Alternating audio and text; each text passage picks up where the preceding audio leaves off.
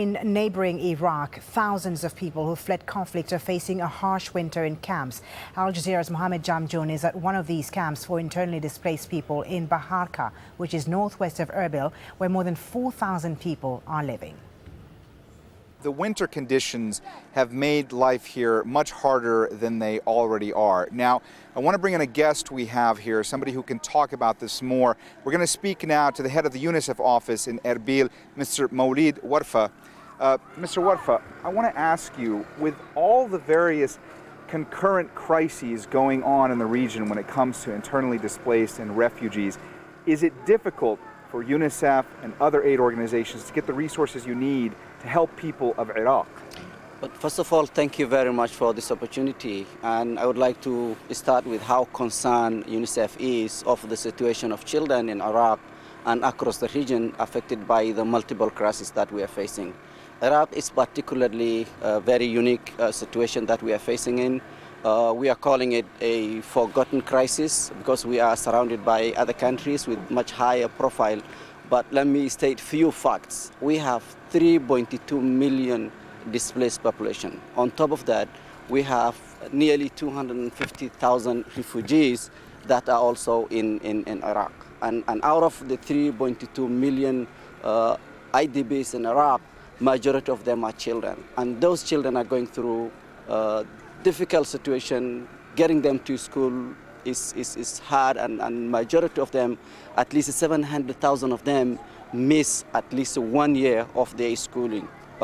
There's no proper hygiene, there's no water, there's no proper healthcare system. The entire life of the children is affected, and their future is crashing on their head. And we are actually watching a situation that we will see quite large number of children that lost their future. So we're dealing in a situation that is so dire that getting resources to support children, put them in school, put them in protection centers, put them into a life with dignity where they get proper water, hygiene, and appropriate toilet is becoming difficult because getting resources in Iraq is not as easy as it is maybe in other places.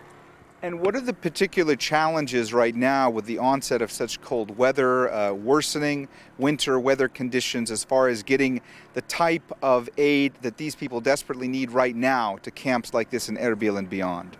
Mohammed, imagine living in this flimsy tent next to us and being a child. And when you go in, there's no heating system. We are wearing layers and layers of clothes, and we are feeling miserable because of the weather. It goes sometimes to sub-zero. And children do not have warm houses, they do not have a warm water to take shower, they do not have a warm clothes to wear, they do not have a warm school to go, they do not have a warm shelter to go. And you can imagine, it still haunts me every day I wake up.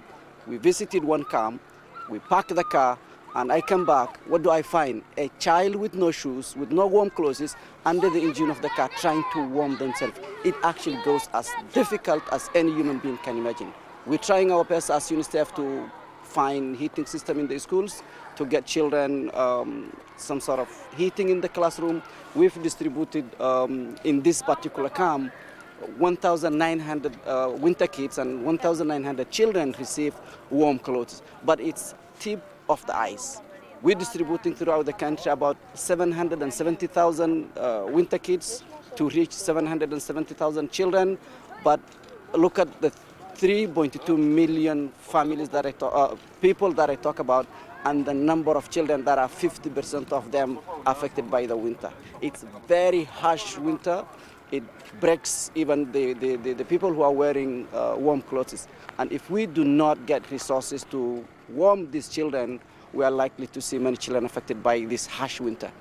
I mean, you are describing extremely haunting scenes that children experience on a daily basis here in Iraq, stuff that you've seen with your very eyes. Even today, with the distribution that's happened, I am seeing children here walking around in sandals, even in this cold weather.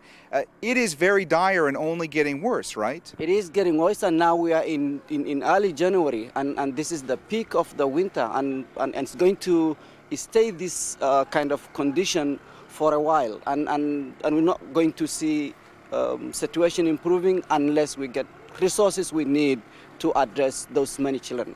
Agencies are trying their best. UNICEF is putting the best we could to address this sort of situation, the winter situation that we're dealing with.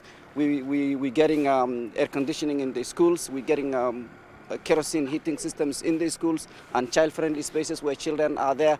But it's small. It's small, and it's absolutely very small portion of what children need. We are in this difficult situation where I would hope the world will understand the situation of Iraq is crisis that has, that's been forgotten. It's been forgotten crisis that needs a lot of support from the international community.